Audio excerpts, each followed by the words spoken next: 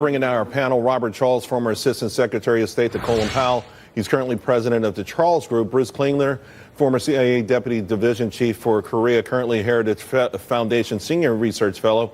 Tammy Bruce, Fox News political contributor, also Independent Women's Voice president, and she's a Washington Times columnist. Tammy, I'll start with you.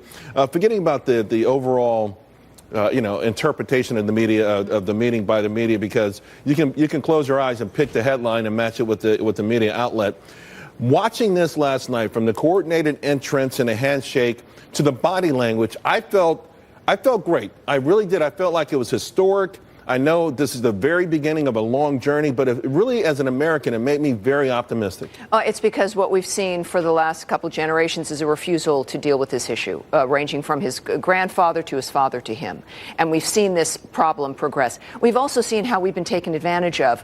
When you've got an administration that is not serious, like the Clinton administration, that's not willing to ask for more things like investigations and access to places. You just want, a promise. That's my concern here. Of course, we know that they've signed the paper saying, oh, we commit to this, but they're liars. We know they lie. The benefit of Donald Trump is already over the last year and now is that he has shown our allies and our enemies that he says what he means and he means what he says. He's going to act on his attitude. He's going to act on his promises. This will be helpful. Also, the economic situation that has been brought on by his stronger sanctions, which always could have been done, simply were not done. And his attitude toward, of course, Syria, right, Iran, and everywhere else. So we've got a president finally that's being taken seriously.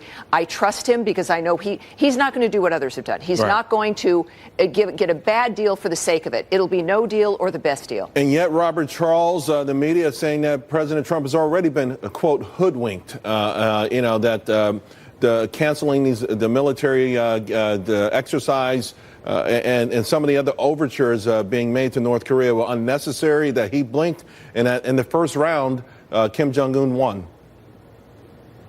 Now, you need to have historical perspective here. For one thing, we have gone through periods of suspending. That the particular exercise they're talking about was originally called Team Spirit. It's now called Full Eagle. Actually, they renamed it recently again. But the bottom line is we canceled it in 94, 95, 96 in order to see if diplomacy had a shot. The thing that your prior panelist, Tammy, said is absolutely right. We're in a unique moment right now. This president has empowered Kim Jong-un to be a transformative leader, the way Reagan empowered Gorbachev to be a transformative leader. And the next steps are critical. There is a lot of hard work ahead. There'll be a letter of intent. There'll be a framework agreement. There'll be a tick-tock of action items and kind of a collateral commitments being upheld. But the bottom line is this is a great day for America and for all the world. I mean, if you go back a year ago, everybody would have thought this impossible. And so what Donald Trump did is he created a win-win out of something that's been a lose-lose for 70 years.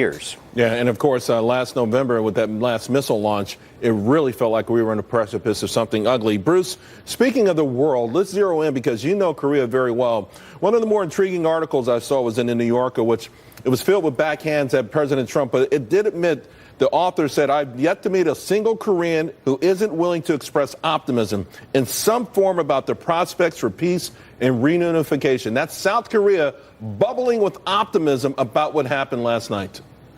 Right. In South Korea, there was really a sea change in opinion after the Panmunjom Declaration, the inter-Korean declaration. In that, you had South Korean public opinion went from about 17% who believed engaging with North Korea would work to sort of like 80% or 70% after that inter-Korean summit. So right now, there's, in a way, a bit of irrational exuberance in South Korea that engaging with North Korea is going to be different this time. But, as we're moving forward with both the inter-Korean relations as well as the U.S.-North Korea, we're going to want to add some meat to the bones of the agreement.